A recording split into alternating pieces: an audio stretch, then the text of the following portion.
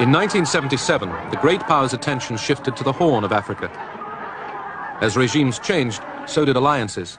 The Soviet Union and the United States switched sides easily.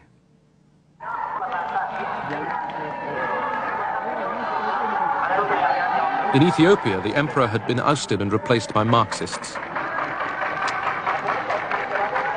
Moscow had a new ally, Colonel Mengistu Haile Mariam.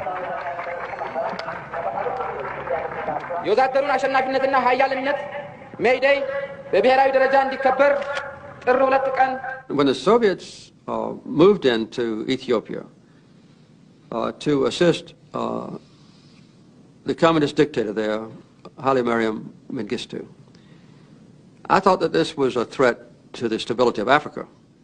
The Soviets at that time were proclaiming over and over again that the scales of history were tipping in the favor of the Soviet Union. The Soviet Union would outstrip us in economic performance. The Soviet Union was getting a strategic edge. The Soviet Union was riding the crest of the so-called national liberation struggles.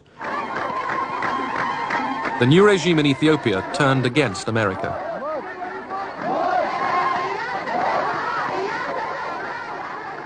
Mengistu expelled most of the Americans from Ethiopia in the following months, arrogantly terminated the American aid program.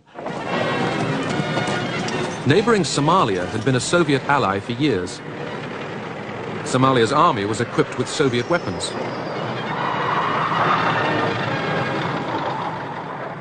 But now that Moscow was also linked with Ethiopia, the Somalis considered turning to Washington. They had very little chance of getting American full support. But they knew that if they tried to present themselves as anti-Soviet, they would improve their chances.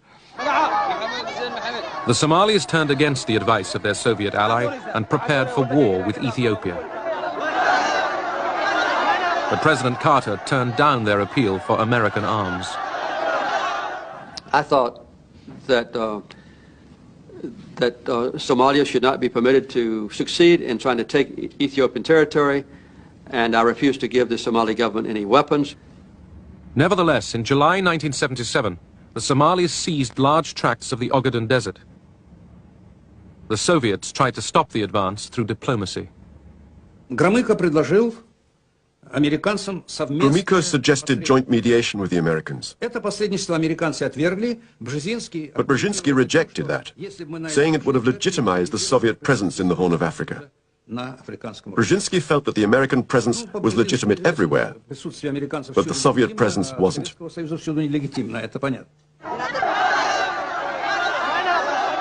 Anti-Soviet demonstrations in Somalia greeted the government's decision to send the Russian advisors and their families back to Moscow. All Soviet support was now switched to Ethiopia.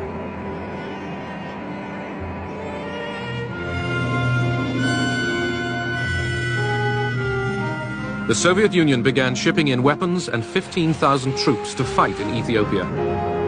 The troops were Cuban.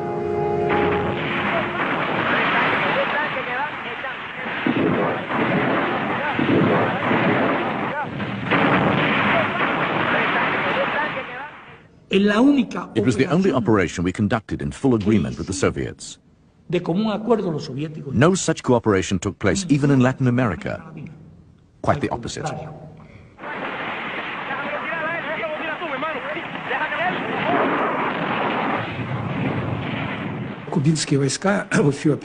The Cuban troops in Ethiopia played a very important role. The Ethiopians couldn't have provided the military organization to destroy the Somali troops in such a short period of time, even with our help.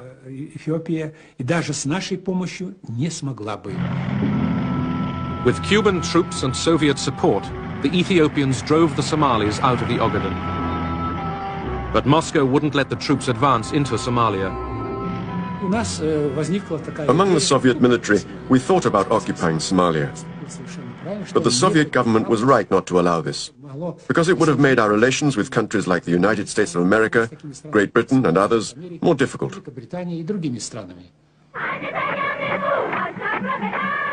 Mengistu Haile Mariam basked in glory. The Cubans and Soviets had saved his regime.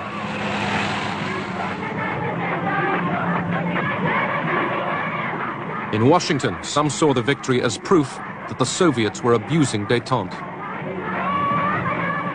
The Horn of Africa was not important to America as of itself, but it was important as a measure and a test of how the Soviets were interpreting détente.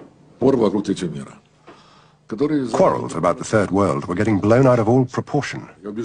These disputes about Africa, Angola, Ethiopia and Somalia, none of them were worth it. 20 years later, no one even remembers who was doing what.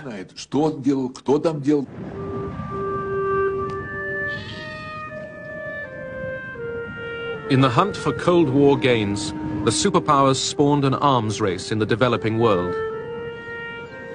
Their solemn promises of restraint were blown to the winds.